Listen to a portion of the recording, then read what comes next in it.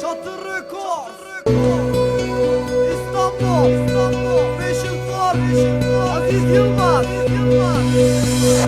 Siyah saçlarına dokunamadım, yarı gözlerine doymadan seni aldılar, ayırdılar bizi en sonunda.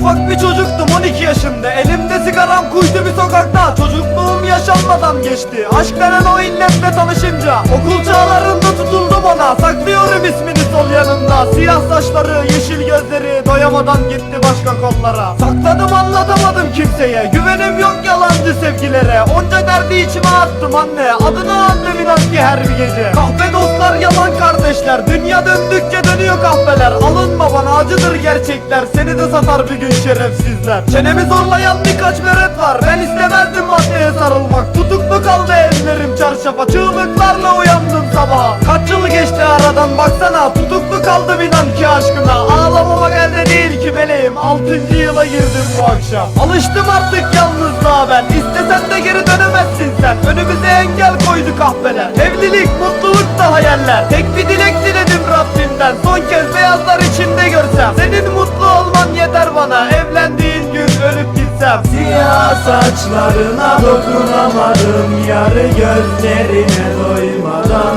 seni